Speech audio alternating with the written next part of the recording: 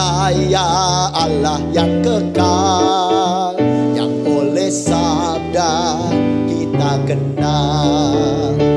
Bapa pencipta alam semesta, yang mengasihi manusia. Aku percaya putra tunggalnya yang disalibkan di Golgota, yang dari kubur bangkit dan menang, naik ke surga dalam terang. Aku percaya pada Roh Kudus yang mendiami kita terus.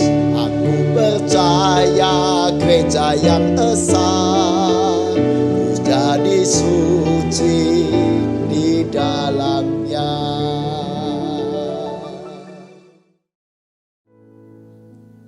Shalom saudara, berjumpa lagi kali ini di dalam ibadah Inovatif Generation. Marilah saudara, sebelum kita memulai ibadah ini, mari kita bersama mengucapkan pertolongan kita adalah di dalam nama Tuhan yang menjadikan langit dan bumi.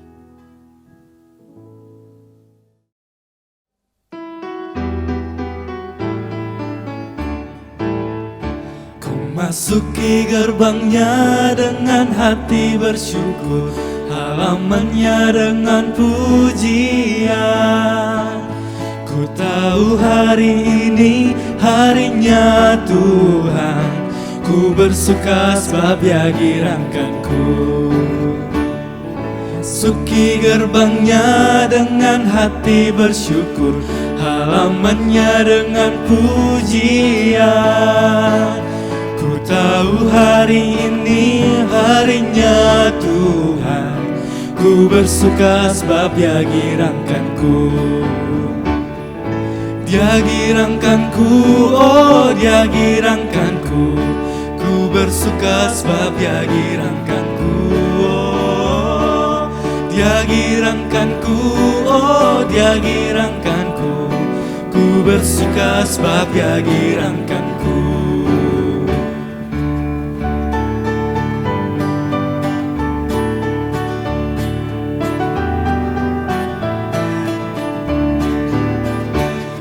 Masuki gerbangnya dengan hati bersyukur, halamannya dengan pujian. Ku tahu hari ini harinya Tuhan, ku bersuka sebab Dia girangkanku. Dia girangkanku, oh Dia girangkanku, ku bersuka sebab Dia girangkanku. Dia girangkanku, oh Dia girangkanku, ku bersuka sebab Dia girangkanku.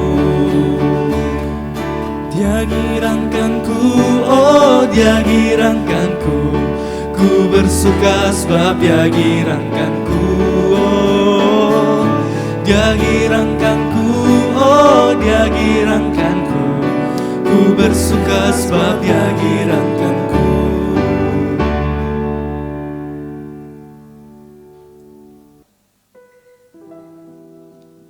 Saudara, marilah kita datang untuk mengaku dosa dengan kesungguhan hati yang meminta pengampunan daripadanya.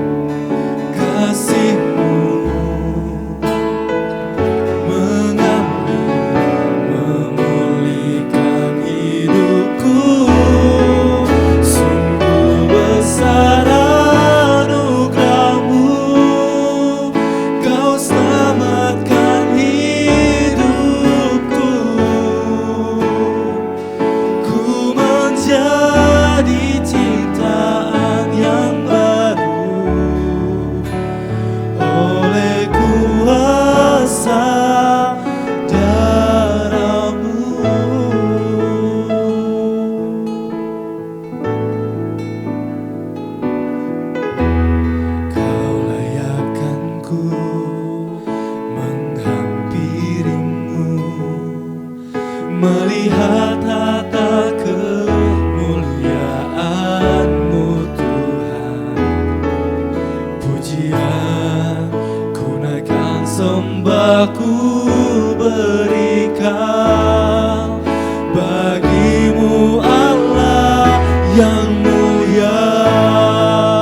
Oleh kuasa darah-Mu Kau telah tebus dosaku. Kekudusan-Mu melingkupiku. Kasih-Mu mengalir, memulihkan hidupku. Sungguh besar anugerah-Mu, Kau selamatkan hidupku. Ku menjadi ciptaan yang baru oleh kuasa darah-Mu.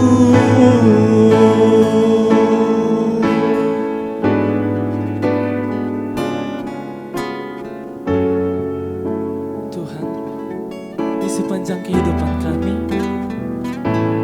yakin oleh kuasa-Mu Tuhan yang sanggup memulihkan hati kami.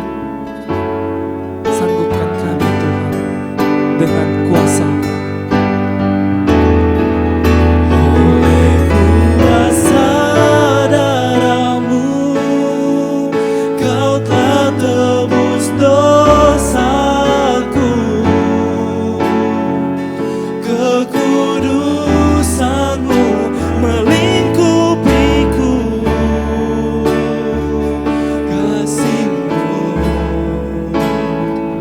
mengalir, memulihkan hidupku. Sungguh besar anugerah-Mu, Kau selamatkan hidupku. Ku menjadi ciptaan baru oleh kuasa darah-Mu.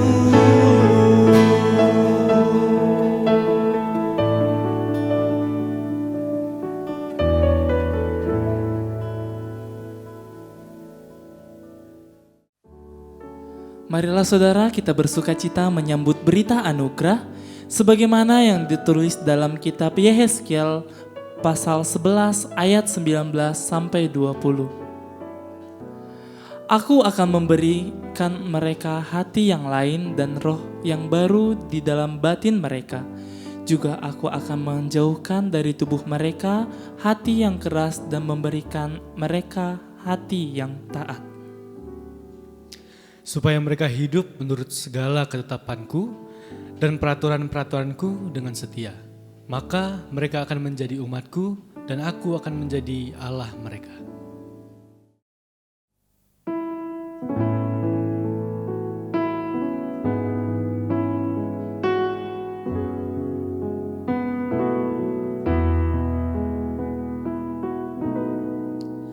Ya Tuhan, tiap jam ku memerlukan-Mu. Engkaulah yang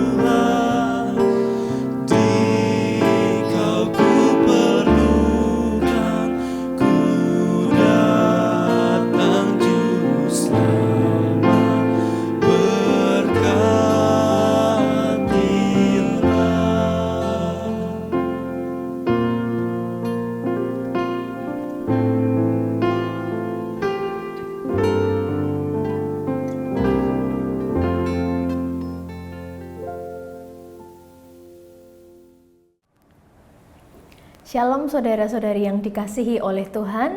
Sebelum kita bersama-sama mendengarkan sabda Tuhan, marilah kita mengambil waktu untuk berdoa. Kita mau memohon supaya Roh Kudus menyiapkan hati dan pikiran kita dalam mendengarkan sabdanya. Mari kita bersama-sama berdoa. Ya Tuhan Allah kami, tidak terasa saat ini kami sudah berada hampir di penghujung tahun 2022. Kami kembali mempersiapkan hati untuk menyambut Natal, hari kelahiran-Mu, di Minggu Advent yang pertama ini. Tuhan, berikanlah kepada kami hati dan pikiran yang terbuka untuk menyambut firman-Mu, firman yang akan menguatkan kami, untuk kami bersiap menyambut kehadiran-Mu. Kami juga berdoa ya Tuhan untuk hamba-Mu yang akan menyampaikan, kiranya di tengah kelemahan dan keterbatasannya Tuhan dapat memakainya. Demikianlah ya Tuhan, seru doa kami yang kami naikkan di dalam nama Tuhan Yesus Kristus. Amin. Bacaan kita pada hari ini terambil dari Matius 24 ayat 36 sampai 44. Saya akan membacakan bagi kita sekalian. Tetapi tentang hari dan saat itu tidak seorang pun yang tahu. Malaikat-malaikat di sorga tidak, dan anak pun tidak, hanya Bapa sendiri. Sebab sebagaimana halnya pada zaman Nuh, demikian pula halnya kelak pada kedatangan Anak Manusia. Sebab sebagaimana mereka pada zaman sebelum air bah itu makan dan minum, kawin dan mengawinkan, sampai kepada hari Nuh masuk ke dalam bahtera. Dan mereka tidak tahu akan sesuatu sebelum air bah itu datang dan melenyapkan mereka semua. Demikianlah pula halnya kelak pada kedatangan Anak Manusia. Pada waktu itu kalau ada 2 orang di ladang, yang seorang akan dibawa dan yang lain akan ditinggalkan. Kalau ada 2 orang perempuan sedang memutar batu kilangan, yang seorang akan dibawa dan yang lain akan ditinggalkan. Karena itu berjaga-jagalah, sebab kamu tidak tahu pada hari mana Tuhan akan datang. Tetapi ketahuilah ini, jika tuan rumah tahu pada waktu mana pada malam hari pencuri akan datang, sudahlah pasti ia berjaga-jaga dan tidak akan membiarkan rumahnya dibongkar. Sebab itu hendaklah kamu juga siap sedia, karena Anak Manusia datang pada saat yang tidak kamu duga. Demikianlah sabda Tuhan. Shalom saudara-saudara yang dikasihi Tuhan, apa kabar? Semoga semua di dalam keadaan yang baik, dalam keadaan yang sehat. Tapi jikalaupun pada saat ini ada di antara kita yang sedang sakit atau sedang mengalami permasalahan, saya turut mendoakan dan percaya bahwa Tuhan adalah Allah yang setia yang akan menolong dan memulihkan kita bersama. Nah, sebelumnya saya ingin memperkenalkan diri. Perkenalkan, nama saya Ibu Putri Anastasia. Saya biasa dipanggil Ibu Putri. Saat ini saya mengajar di salah satu sekolah swasta di Yogyakarta. Saya sudah menikah. Suami saya adalah pendeta jemaat GKJ Karangbendo Yogyakarta bernama Pendeta Immanuel Geovaski. Puji Tuhan, kami sudah dikaruniai 2 orang anak. Elisia anak kami yang pertama berusia 3 tahun dan Calvin anak kami yang kedua berusia 1 tahun. Nah, saudara yang dikasihi Tuhan, berkaitan dengan suami saya mau cerita sedikit nih untuk mengawali perenungan firman pada hari ini. Jadi ketika saya dan suami saya di masa yang lalu kami berpacaran, kami pernah pada situasi yang tidak pasti. Ketika kami sedang menjalani masa LDR, long distance relationship. Jarak kami pada saat itu lumayan jauh. Jadi pada saat itu saya sedang bertugas melayani di GKI Puri Indah. Saat itu saya tinggal di Jakarta untuk sementara waktu. Lalu kemudian suami saya sedang melanjutkan studi lanjut di salah satu universitas di Tokyo, Jepang. Jadi lumayan ya, beda negara. Jarak waktunya juga lumayan walaupun tidak terlalu lama, 2 jam. Lebih cepat di Tokyo daripada di Indonesia. Nah, bagi kita yang pernah mengalami LDR, long distance relationship, pasti tahu rasanya. Berat di ongkos, berat di kangen gitu ya. Tidak bisa ketemu, bahkan mungkin tidak bisa tahu akan ketemu kapan karena jarak yang memisahkan. Nah saudara-saudara, karena suami saya waktu itu masih pacar ya, memang belum ada rencana pulang ke Indonesia sampai studinya selesai. Komunikasi memang berjalan cukup baik, tetapi dengan kesibukan masing-masing, dengan berjalannya waktu hubungan kami terasa mulai penuh dengan ketidakpastian. Kok jaraknya jauh ya?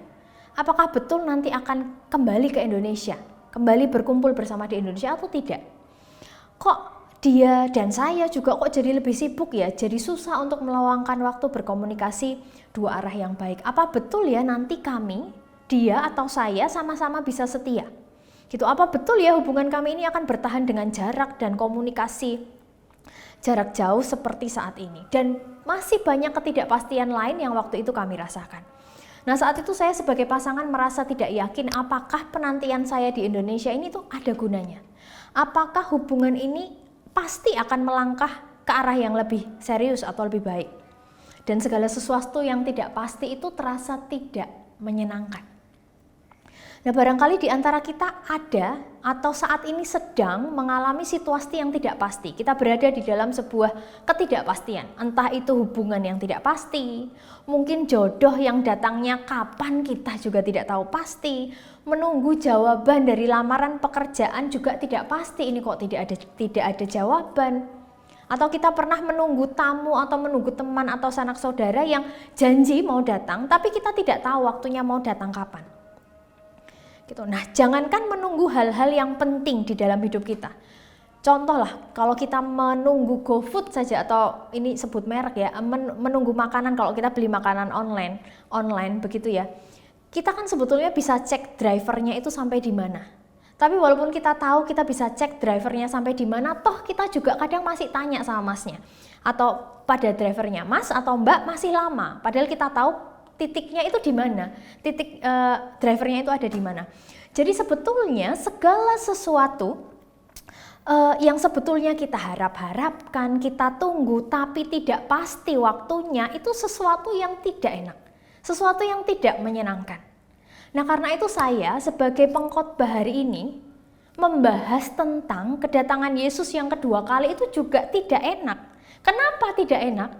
Karena Alkitab dengan jelas menuliskan, tadi kita baca, tentang hari dan saat itu tidak seorang pun yang tahu. Malaikat-malaikat di sorga tidak, anak pun tidak, hanya Bapa sendiri. Karena membahas tentang kedatangan Tuhan Yesus kembali adalah sesuatu yang kita tidak tahu akan terjadi kapan, tidak pasti. Sampai kapan kita menunggu tuh kita tidak tahu. Dan kita tidak hanya diminta untuk menunggu, kita juga diminta untuk bersiap-siap. Tema hari ini adalah Get Ready, bersiaplah. Kita diminta untuk menunggu, bersiap, menyambut kedatangan Yesus kembali yang pasti terjadi, tetapi tidak pasti waktunya kapan. Nah, apakah itu menyenangkan, saudara? Barangkali tidak, ada tidak enaknya. Tetapi itu adalah sesuatu yang berharga untuk diri kita, untuk orang-orang di sekitar kita, bahkan bagi dunia. Loh, kok bisa? Mari kita bahas. Nah saudara-saudara yang dikasihi Tuhan, saya suka sekali atau hobi sekali membaca sejak kecil. Jadi waktu SD, saya pernah membaca saya pernah membaca majalah Kristen untuk anak-anak, waktu itu masih SD ya. Saya tidak sebutkan nama majalahnya apa, tetapi majalah Kristen untuk anak-anak. Nah di majalah ini ada bagian komik, gitu ya, tentu saja komik rohani karena ini adalah majalah Kristen. Di komik ini diceritakan tentang orang-orang yang saat itu belanja ke mall atau ke supermarket, tetapi harus menggunakan barcode, dan di barcode-nya itu tertulis angka 666. Nah lalu ada sebagian orang yang tidak mau menggunakan barcode tersebut. Nah orang-orang yang tidak mau menggunakan barcode tersebut lalu kemudian ditangkap entah oleh siapa, dipukul, ditahan, begitu ya yang diceritakan di komik, pokoknya dianiaya. Lalu orang tersebut, singkat cerita, kemudian orang-orang tersebut itu diangkat, kemudian yang tinggal di bumi itu dihancurkan. Bumi kemudian lenyap, lalu dituliskan bahwa itulah yang disebut dengan akhir zaman, bahwa Yesus datang kembali. Nah sejak saat itu ketika saya membaca majalah itu, saya punya sebagai anak kecil, saya punya bayangan yang sangat buruk tentang kedatangan Yesus kembali. Jadi saya sebagai anak kecil justru takut dan dalam hati berkata, aduh kalau keadaannya begini bukankah lebih baik Yesus tidak usah datang kembali. Nah, gambaran tentang kedatangan Yesus yang demikian tidaklah selaras dengan apa yang Allah tunjukkan di sepanjang sejarah manusia. Kalau kita ingat kisah penciptaan, kisahnya sungguh indah kalau kita mengingat-ingat kembali kisah penciptaan di Kejadian 1. Allah menciptakan dunia ini dengan penuh keteraturan dan penuh keindahan. Dan ia memberkati ciptaannya, ia bahkan mengutus ciptaannya untuk berkembang biak, melestarikan apa yang sudah diciptakannya. Dari kisah penciptaan ini kita memahami, kita melihat bahwa bahwa Allah sangat mengasihi dunia ini. Nah, ketika kedatangan Yesus kemudian digambarkan pada ayat yang pada hari ini kita baca bersama-sama, ketika kedatangan Yesus digambarkan seperti air bah pada zaman Nuh, kita sebetulnya juga mendapati bahwa pada akhir kisah ini Tuhan memberikan pelangi sebagai simbol bahwa tidak akan ada lagi bencana yang akan menghancurkan dunia ini. Nuh, keluarganya, dan binatang-binatang yang tetap tinggal, yang tetap hidup, kemudian kembali melanjutkan kehidupan di bumi. Tetap melanjutkan kehidupan di bumi, melestarikan, berkembang biak bersama-sama di bumi seperti yang sejak awal sudah Allah perintahkan. Nah, saudara yang terkasih, di dalam Tuhan Yesus Kristus, kedatangan Yesus di dalam bahasa Ibrani disebut parousia, yang berarti kehadiran atau kedatangan. Nah, jika arti parousia adalah adanya kehadiran Tuhan, bukankah itu adalah sebuah hal yang seharusnya membahagiakan, memberikan pengharapan, karena itu berarti Tuhan ada bersama-sama dengan kita. Maka pada saat itu terjadi, bukankah kita merasakan kebahagiaan yang sejati dan bukan ketakutan karena kita sedang bersama-sama dengan Tuhan. Nah, kemudian ketika teks Alkitab melanjutkan dengan, tadi kita membaca bersama-sama, pada waktu itu kalau ada 2 orang di ladang, yang seorang akan dibawa dan yang lain akan ditinggalkan. Kalau ada 2 orang perempuan sedang memutar batu kilangan, yang seorang akan dibawa dan yang lain akan ditinggalkan. Apakah itu artinya yang ditinggalkan kemudian akan mati dan yang diangkat akan selamat? Sebetulnya teks pada bagian ini tidak menyebutkan. Sesungguhnya kita tidak benar-benar tahu mana yang akan diselamatkan karena tidak disebutkan di dalam teks. Maka kita mau percaya bahwa entah kita ditinggalkan, entah kita yang diangkat, prinsip parousia adalah kita bersama-sama dengan Allah. GKI mengambil sikap untuk tidak membuat detail ajaran gereja tentang kedatangan Yesus kembali dengan spekulasinya, yang dengan berbagai macam spekulasinya. Sebab itu ada kewenangan Bapa, tidak ada seorang pun yang tahu kapan saatnya. Sebab yang terpenting bagi kita adalah terus bersiap menyambut kedatangannya. Nah, saudara yang dikasihi Tuhan, lalu pertanyaannya, lalu bagaimana kita bisa terus bersiap menanti kedatangannya padahal tidak pasti waktunya? Seperti yang tadi di awal kita bahas bersama-sama. Menunggu sesuatu yang tidak pasti itu terkadang tidak menyenangkan kalau kita pernah mengalaminya. Nah, saya punya sebuah analogi. Beberapa tahun yang lalu saya terlibat di dalam penyusunan bahan kurikulum pembinaan untuk pemuda di GKI Bromo Malang. Jadi saat itu kami rapat bersama-sama, ada pendeta, ada pembimbing komisi, kemudian ada beberapa pengurus pemuda, kami rapat bersama. Nah, ada begitu banyak tema-tema yang dibahas karena kami membahas tema 1 tahun. Nah, ada salah satu tema yang awalnya tema ini sebetulnya adalah tema mencari pasangan hidup yang tepat. Temanya adalah mencari pasangan hidup yang tepat. Tetapi kemudian ada seorang pemuda yang kemudian ingin mengubah temanya. Bagaimana kalau temanya kita ubah menjadi begini, mencari dan menjadi pasangan hidup yang tepat. Jadi persoalan pasangan hidup adalah sesuatu yang punya kemiripan kan sebetulnya dengan kedatangan Yesus kembali. Kenapa? Karena itu adalah sesuatu yang kita tidak tahu kapan terjadinya, akan terjadi kapan. Kita menunggu datangnya sang jodoh dari Tuhan itu, tetapi apakah kita hanya bisa menunggu? Tentu saja tidak. Kita tidak hanya bisa menunggu, kita menunggu dan bersiap. Bersiap apa? Bersiap juga tidak hanya mencari pasangan yang baik, tapi kita juga bersiap untuk menjadi pasangan yang baik. Karena itu tadi temanya dirubah. Bersiap untuk menjadi pasangan yang baik. Kita meningkatkan kapasitas diri kita jadi pribadi ke arah yang lebih baik. Supaya apa? Supaya ketika penantian kita usai, supaya ketika jodoh itu datang, orang itu datang, kita bertemu dengan orang itu, kita juga sudah punya kapasitas yang sama baiknya. Kita mencari pasangan yang baik, tapi kita juga sudah siap menjadi pasangan yang baik.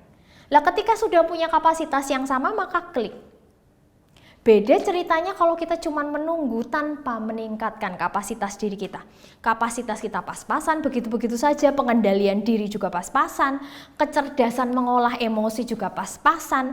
Maka ketika bertemu dengan pasangan yang baik, yang pas jadinya tidak pas, tidak seimbang, tidak klik. Nah, kembali ke contoh awal tadi saudara-saudara, kisah saya dengan suami saya yang LDR ketika kami berpacaran ya. Singkat cerita kemudian, kami putus karena LDR begitu terasa berat dan penuh ketidakpastian, itu tadi yang kita sudah bahas bersama-sama di awal. Nah kemudian lalu kami, setelah putus kami dengan kehidupan masing-masing berusaha meningkatkan kapasitas diri kami. Kami sama-sama tidak tahu jodoh akan datang kapan karena kami sudah saling berpisah. Akan dipertemukan kapan kami sama-sama tidak tahu. Nah tapi kami menunggu waktu itu sambil terus memperbaiki diri. Sampai akhirnya kami dipertemukan kembali di kota Yogyakarta tercinta ini dengan kapasitas diri kami yang sama-sama sudah lebih baik dalam mengendalikan emosi, dalam berkomunikasi dan lain-lain dan lain-lain. Apakah kami klik ketika bertemu? Tentu klik karena sama-sama sudah memperbaiki diri dan meningkatkan kapasitas diri kami masing-masing. Nah kalau kita diberi pertanyaan nih, maukah kita menunggu pasangan hidup yang tepat dengan meningkatkan kapasitas diri, jadi kita juga bisa menjadi pasangan hidup yang tepat juga? Dan jawaban kita mau. Lalu ketika Tuhan yang bertanya, maukah kita menunggu, bersiap menyambut kedatangan Yesus dengan meningkatkan kapasitas diri kita, supaya kita menjadi pribadi yang lebih baik? Bukankah seharusnya jawaban yang sama juga kita berikan kepada Tuhan? Ya Tuhan, saya mau bersiap.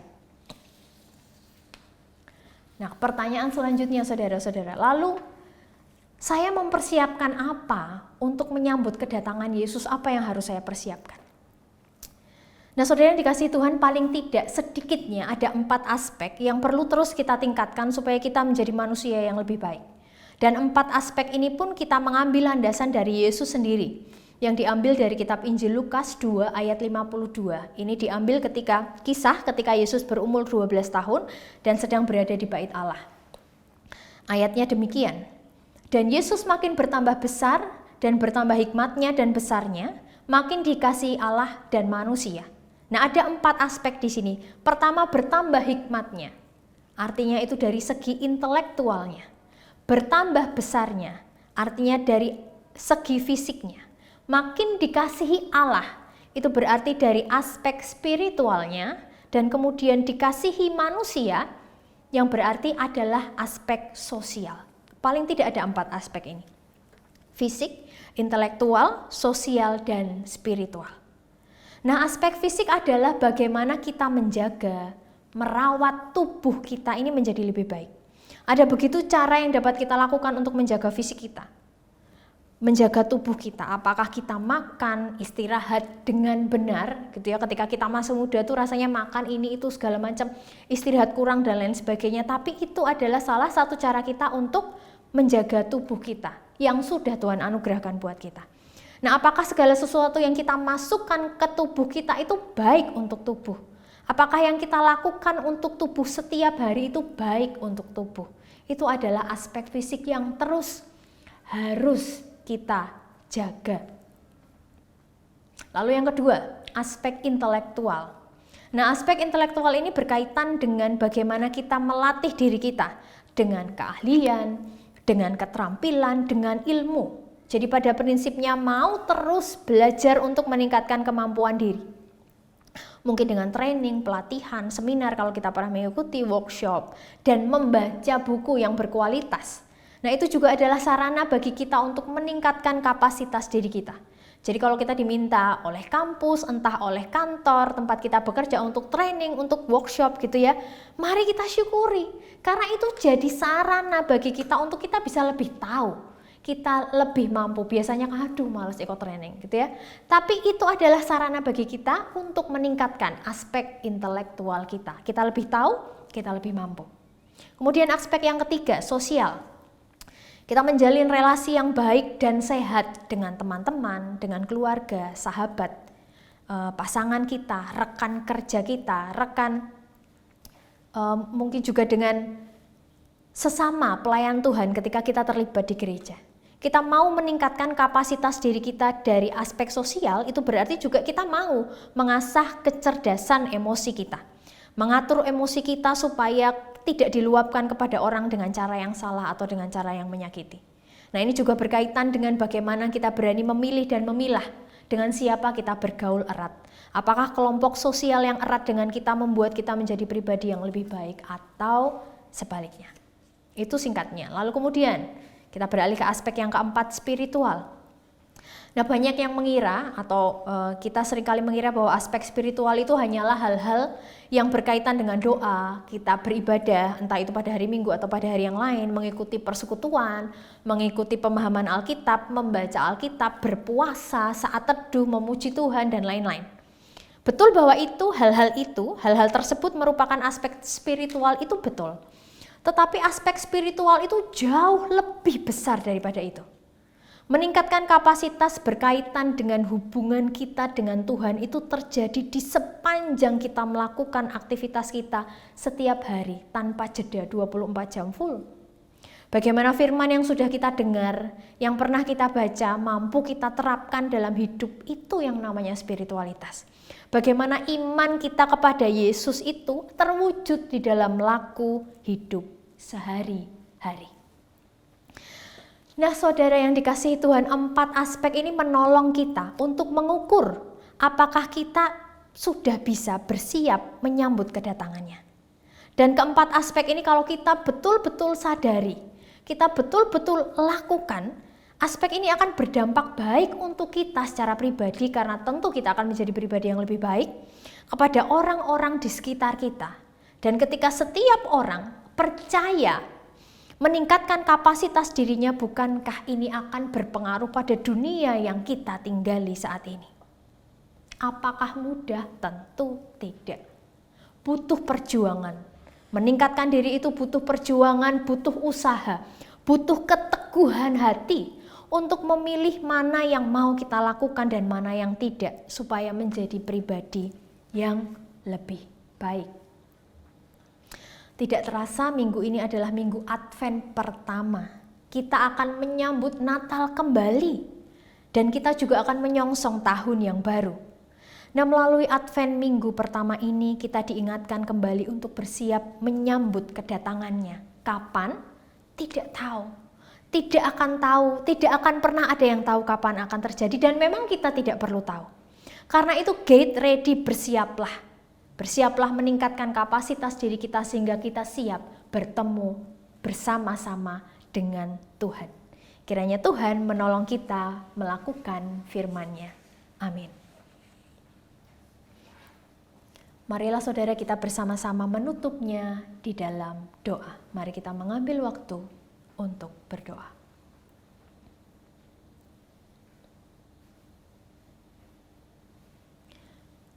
Ya Tuhan Allah kami, betapa kami merasakan ketika kami berada di dalam situasi yang penuh dengan ketidakpastian itu terasa tidak menyenangkan. Dan saat ini kami juga diperhadapkan pada kedatangan Tuhan yang kami tidak tahu akan terjadi kapan.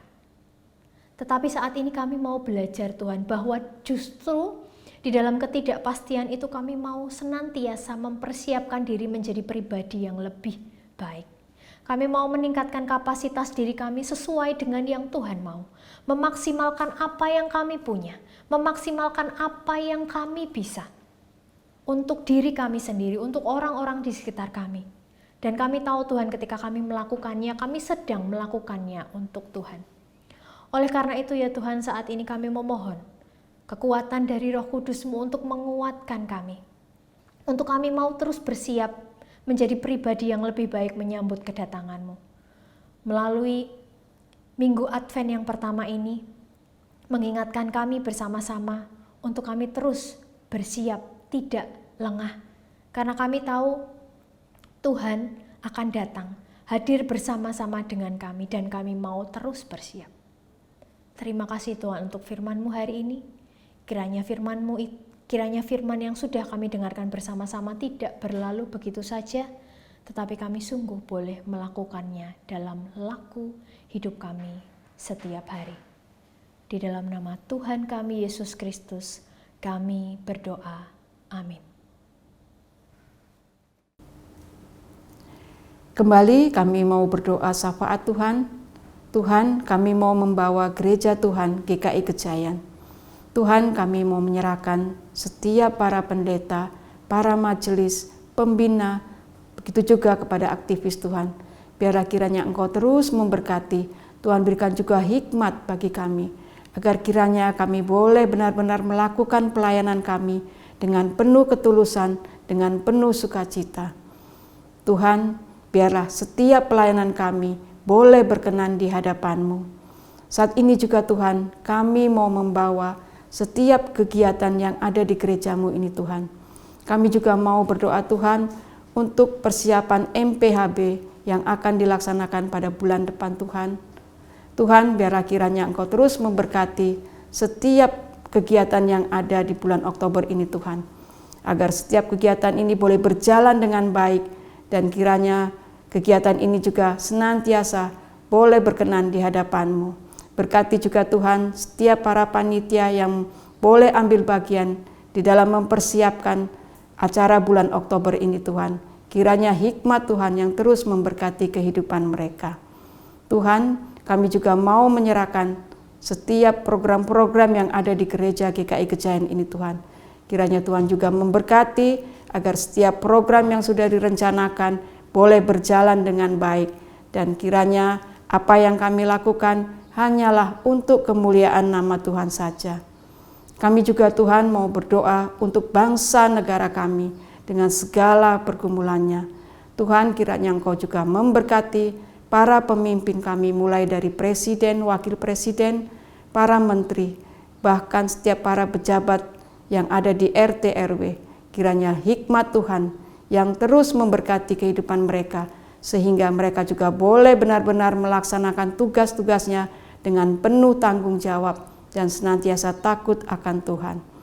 Dan biarlah Tuhan, kami sebagai masyarakat Indonesia boleh menjadi masyarakat yang aman, damai, dan sejahtera di tengah-tengah kehidupan bangsa negara kami Indonesia ini. Inilah ya Tuhan doa syafaat kami.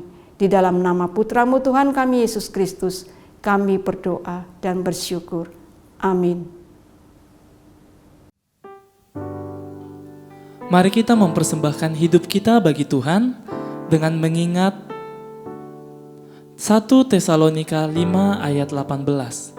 Mengucap syukurlah dalam segala hal, sebab itulah yang dikehendaki Allah di dalam Kristus Yesus bagi kamu.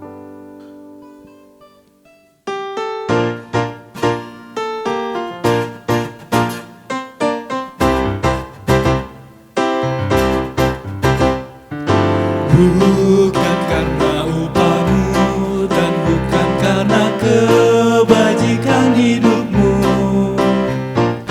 bukan persembahanmu dan bukan pula hasil perjuanganmu. Allah mengampuni kesalahan umatnya oleh karena kemurahannya.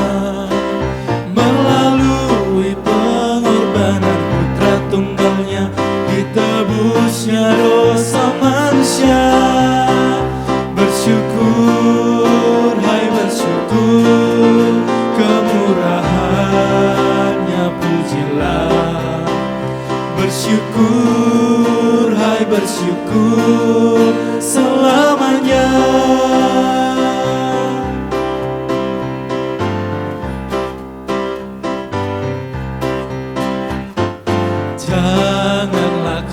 megah dan jangan pula meninggikan dirimu. Baiklah selalu merendah dan hidup dalam kemurahan kasih-Nya. Keangkuhan tiada berkenan kepadanya, orang sombong direndahkannya. Yang lemah dan hina dikasihinya penuh, yang rendahkan ditinggikannya. Bersyukur, hai bersyukur, kemurahannya pujilah. Bersyukur, hai bersyukur, selamanya.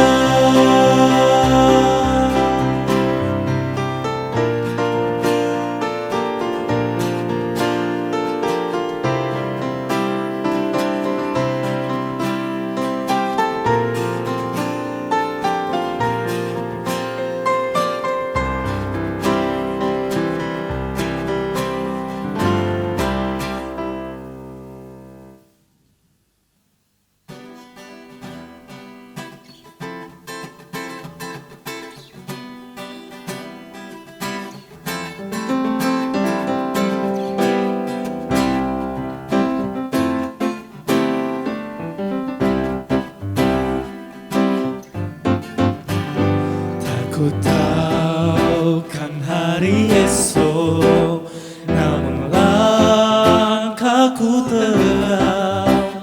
Bukan surya ku harapkan, karena surya kan lenyap.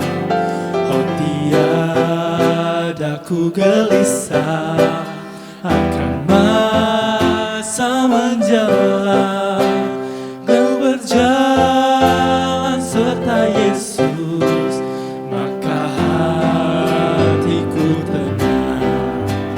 Banyak hal tak ku pahami dalam masa menjelang, tapi terang bagiku ini tangan Tuhan yang pegang.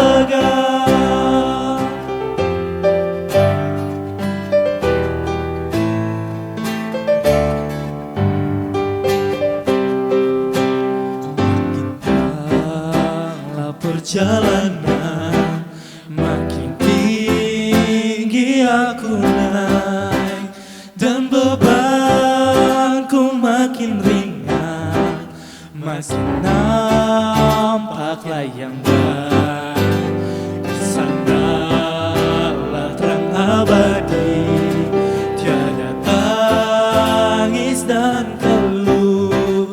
Di negeri seberang pelangi kita akan bertemu. Banyak hal tak ku pahami dalam masa menjelang, tapi terang bagiku ini tangan Tuhan yang pegang. Banyak hal tak ku pahami dalam masa menjelang, tapi terang bagiku ini tangan Tuhan yang pegang.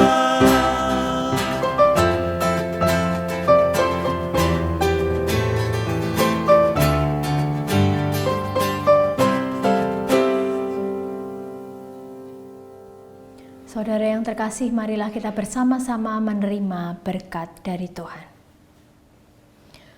Tuhan memberkati kita dan melindungi kita. Tuhan menyinari kita dengan wajah-Nya dan memberi kita kasih karunia. Tuhan menghadapkan wajah-Nya kepada kita dan memberi kita damai sejahtera. Amin.